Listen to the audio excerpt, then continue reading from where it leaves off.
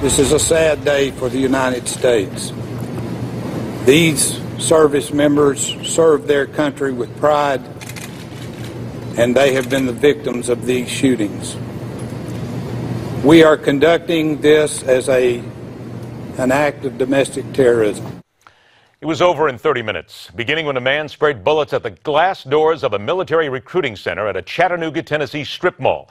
Minutes later, the day turned bloody when the suspected gunman drove 7 miles to a Naval Reserve Center, and when it was over, 5 people were dead, including the gunman. The shooter has been ID'd as Mohammed Youssef Abdulazeez, reportedly a naturalized citizen from Kuwait. Another attack on American soil, multiple deaths, the specter of domestic terror. So let's get to it. He's a former Marine, now mourning the death of 4 brothers. Former Navy SEAL and author of Battle on the Home Front, Carl Higbie.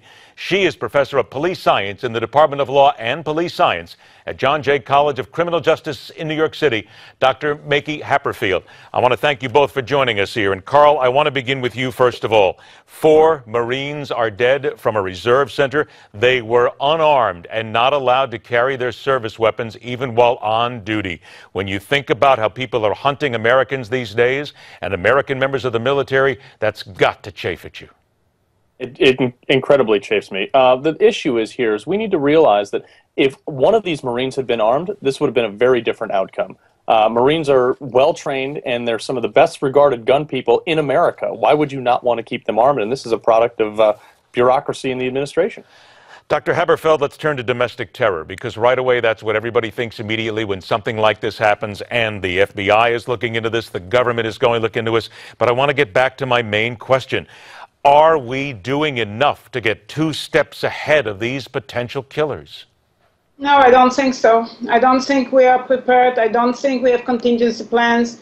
As mentioned before, we still don't update our laws and regulations, and you know, we have our military unarmed. It's not the first attack on a military base, and we should be very much proactive about this. We should change our laws. We should be prepared, much more prepared than we are. In your opinion, your professional opinion, though, does it really make a difference, and does it create a deterrent for people like this if they know that people are armed, that the military people behind the glass are armed, that everybody else or anybody else might be carrying a weapon?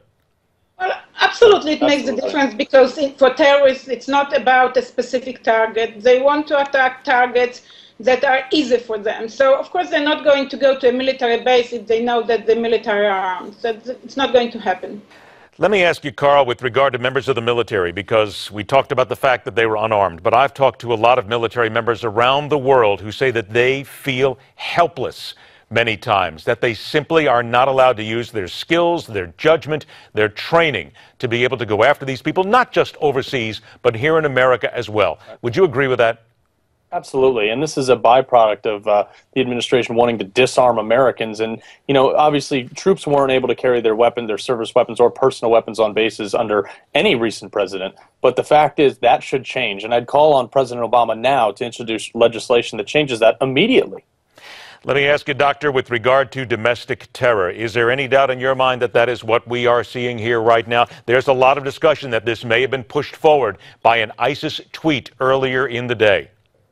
It's absolutely a classic example of domestic terrorism, and I think that any doubt or any discussion that can surround this in terms of not being sure that this is a domestic terrorism attack, it will really put us again behind and not in any proactive way, and we really need to call it what it is and be prepared for this. The more we discuss it and the more we discuss possibilities of this being something else, an act of an individual, disgruntled individual, this is not an act of a disgruntled individual. This is a classic lone wolf terrorist attack. Doctor, 15 seconds. I need to ask you this. The Colorado jury reached their verdict in the Aurora movie theater shooting. They found him guilty of all 24 counts of first-degree murder. Does that fit the crime? And indeed, should we call that domestic terror too?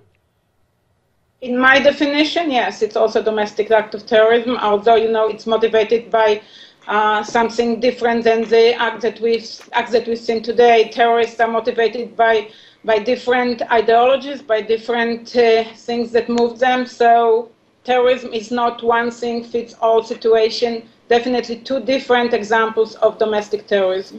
It is a terrible thing. 4 Marines are dead, a police officer shot, and we once again have to worry about what this country is doing to stop the terror from within. Carl Higbie, I want to thank you very much for joining us. I'm sure we'll talk again. Dr. Maria Haberfeld, I want to thank you as well. We will talk again.